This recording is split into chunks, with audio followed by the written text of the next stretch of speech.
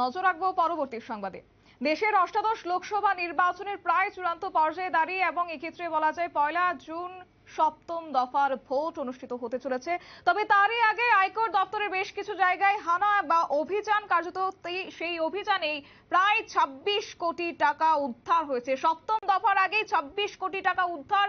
আয়কর দপ্তরের অভিযানে প্রায় 90 কোটির বেআইনি সম্পত্তি বাজেয়াপ্ত করলো আয়কর দপ্তর। মহারাষ্ট্রের টাকা উদ্ধারের পর শুরু হয়েছে রাজনৈতিক চর্চা। তবে এই বিষয় সম্পর্কে জানবো বিস্তারিত, আমাদের সাথে রয়েছে প্রতিনিধি অঙ্কিতা বর্ধন।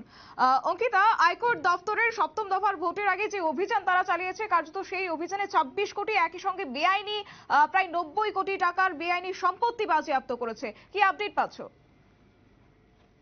দেখো, নির্বাচনী আবহ চলছে ইতিমধ্যেই, আর নির্বাচনী আবহে দেখা যাচ্ছে দেশের বিভিন্ন জায়গা থেকে আয়কর দপ্তর কিন্তু প্রতিনিয়ত টাকা উদ্ধার করছে।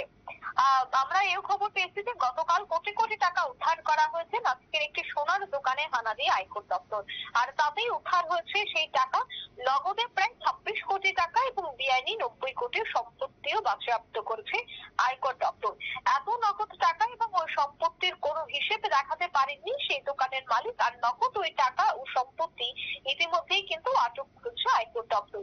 দেখো, আমরা দেখতে পাচ্ছি নির্বাচন কমিশনের সাথে কাঁধে কাঁধ মিলিয়ে আয়কর দপ্তর কিন্তু বিভিন্ন জায়গায় বেআইনি লেনদেন হচ্ছে কিনা বা কোন জায়গায় বাড়তি টাকা রয়েছে কিনা, বেআইনি টাকা রয়েছে কিনা, কালো নোট রয়েছে কিনা, সে সমস্ত বিষয় নিয়ে কিন্তু তল্লাশি অভিযান জারি রাখছে।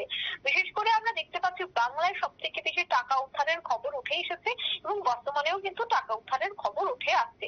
তবে নাসিকের থেকে কিন্তু আমরা খবর পেয়েছি যে নাসিক থেকে যে বিপুল পরিমাণে টাকা উদ্ধার করা হয়েছে তা নিয়ে ইতিমধ্যেই তদন্ত শুরু করা হয়েছে।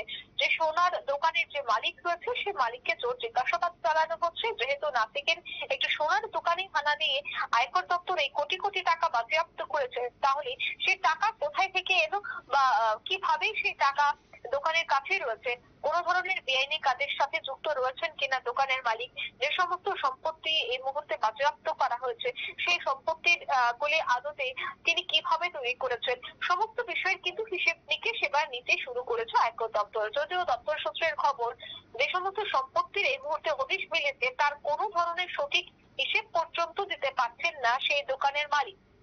তবে আদতে ওনার নামে বা ওনার পরিবারের সদস্যদের নামে এত সম্পত্তি এলো কোথায়? ওনার একটি দোকান রয়েছে, তাও সোনার দোকান। তাই সোনার দোকানে থাকাকালীন 26 কোটি টাকা একেবারে নগদ উদ্ধার দোকান থেকেই, তাহলে ওনার ব্যাংকে বা ওনার আত্মীয় নিকটের বাড়িতে আরো কত টাকা থাকতে পারে, সেই বিষয় নিয়ে কিন্তু ইতিমধ্যেই গতিবিধির উপর নজর রাখছে আয়কর দপ্তর।